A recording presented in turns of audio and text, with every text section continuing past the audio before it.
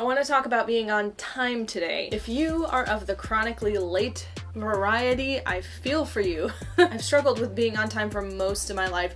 It's only been within the past few years that I've figured out how to consistently be on time. I know how it feels to be driving and spend every second you're in that car just panicked and checking the clock and worrying about what the people are going to say when you get there, if you're still going to have a job when you get there because you've been late so much. I know how it feels to be considered flaky or inconsiderate of other people's time or lazy. People who have no problem with being on time consider this stuff common sense, and it's hard for them to believe that anyone wouldn't be on time unless they were inconsiderate, but I know that's not you. And I do know it is possible to learn how to get from point A to point B in a timely fashion, so that's what we're going to talk about today. A lot of my issues with tardiness stem from having poor executive function. People with ADHD have poor executive function, but it is possible to not have ADHD and still have poor executive function. What this means in light of timeliness is I struggle with switching tasks. That means shutting off the friggin' YouTube videos and getting in the car to go. And I struggle with planning or just being able to think enough steps ahead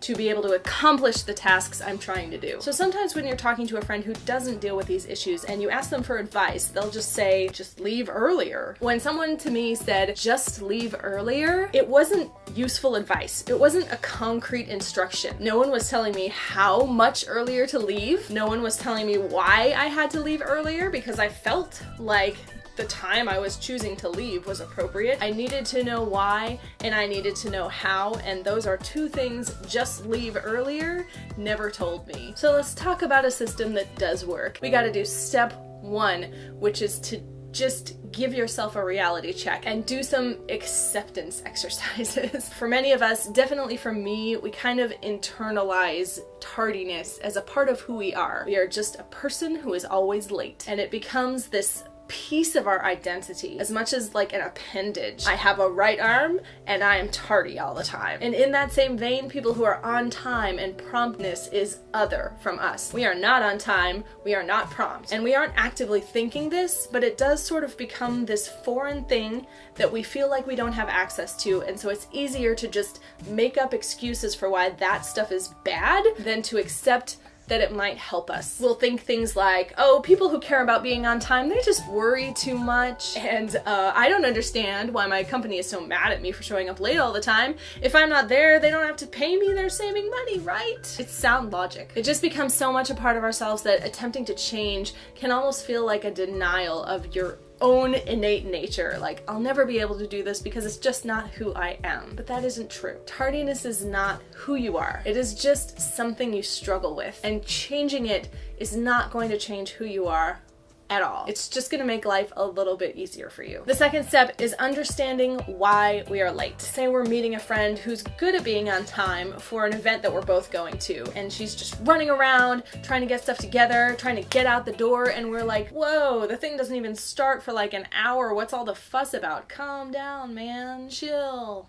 But what our friend is doing that we don't realize, they are planning ahead. They're thinking about how long it takes to get there, the traffic this time of day, what happens if we get lost because it's a new place we've never been to, how bad's the parking gonna be, all those kinds of things they are thinking about and processing that into what time do we have to leave. This is something I just never did. I thought about time like this. We have to be at this event at 6. Google Maps says it takes 15 minutes to get there. If I leave by 5:45, I'll be there on time. And that seems logical to us because we haven't had anyone explain the process of planning how to be on time. But to us, the time it takes to get there is just that 15 minutes. And we don't understand why when we leave at 5:45, we don't get there until 6:15 and people are mad at us because we feel like we're doing everything right. We did everything we know how to do and it didn't work. Another problem I had was I would equate leaving with just starting to get ready to leave. So I would think, oh, I have to leave the house at 5:45 to get there by 6. I would sit there on my computer piddling around on YouTube until 5:45, and then I'd run around trying to find my shoes or anything I needed to take with me, change clothes, all of these things that I wasn't factoring into the time it took me to get there. So these are the reasons that I, and if you are like me, possibly you, were late. So step 3, let's actually do that planning. Google Maps is a very useful tool. It gives you an estimate of how long it's going to take you to get to where you're going in an ideal situation. They've even started including like if there's traffic and stuff, but Google Maps isn't the be-all end-all of our planning process, and it shouldn't be. And we have to do another round of accepting here. We have to accept that being there on time is probably going to mean getting up earlier in the morning. Being there on time is probably going to mean getting there early and sitting in your car and waiting. That was a really hard thing for me. I struggled with it for a long time because my time to me was precious. I wanted to spend as much time before I left doing whatever it was I wanted to do, and I wanted to stay up as late as I wanted doing whatever it is I wanted to do. But the thing is, the stuff I was doing was usually not important. I was either procrastinating on something I should have been doing, or I was watching a bunch of YouTube videos or playing some silly mobile game. It wasn't as important as getting more sleep, and it wasn't as important as getting there on time. I assure you that being there when the door opens and not having people glaring at you and checking their watch and being like, what was it this time, is worth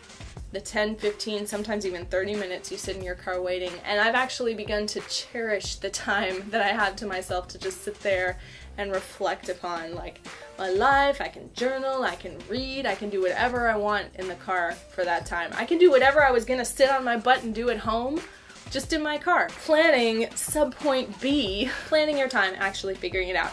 The formula is pretty simple. Whatever Google Maps says, just multiply that times 3. So if Google Maps says it's gonna take 15 minutes to get there, give yourself 45 minutes to get there. And I know that seems insane, but you have to assume that while you're driving, something's gonna go wrong. You just have to assume that the natural state of your driving is gonna be disaster. You have to assume there's going to be heavy traffic. You have to assume that maybe you didn't check your gas the night before and you have to stop and fill up. You have to assume that you might get a flat tire. You have to assume that you might get lost or make a wrong turn and have to double back and take twice as long getting to where you're going. Because if you plan that time into your travel time, then when it happens, it's not a big deal.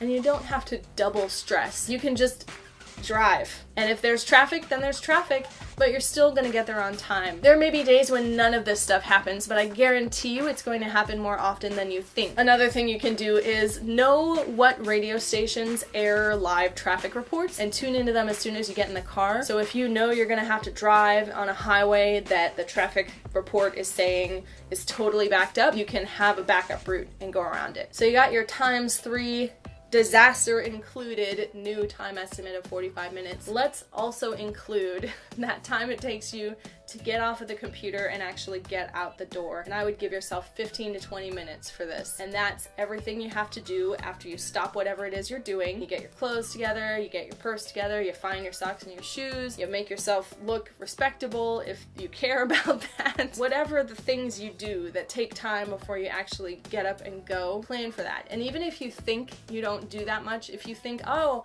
I can just get up and get out the door, I don't care, give yourself an extra 15 to 20 minutes anyway. So now we're giving ourselves an hour. So if you're already in the habit of looking at the clock and thinking, okay, whatever time I have to leave is the time I should get up, start getting ready to go, then after you've done all that piddling around, even if you're out the door by 5:15, you've still got your full 45 minutes for disaster to strike and to get there on time. This method is probably going to feel excessive to you at first. You're going to be like, I am getting places way too early and I hate it. But I promise the more you do it, it's going to start to feel natural. If you notice after several weeks that even when you run into obstacles on your way to work, you're still getting there like 20 to 30 minutes early, maybe you can shave 10-15 minutes off of your travel time and still be okay. But I would caution you heavily against doing that until you're used to the system, because it's really easy to fall back into those patterns of like, oh, I can spend 5 more minutes doing this, I can spend 10 more minutes doing this, and then you're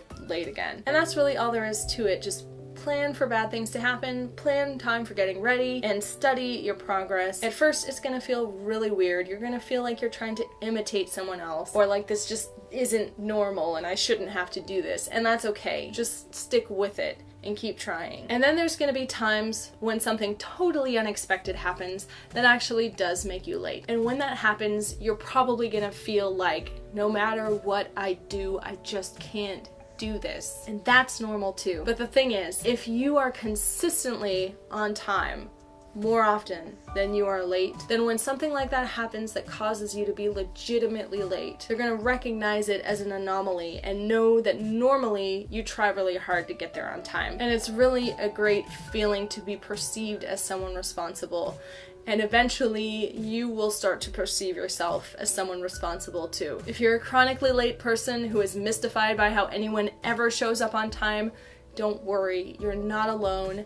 You're not flaky, you're not inconsiderate, and you're not lazy. I really hope you found this video helpful. If you have any questions whatsoever, please leave them in the comments. I know this is something that was very difficult for me to deal with, but I have successfully overcome it. I have a pretty spot-on attendance record at work, which is amazing.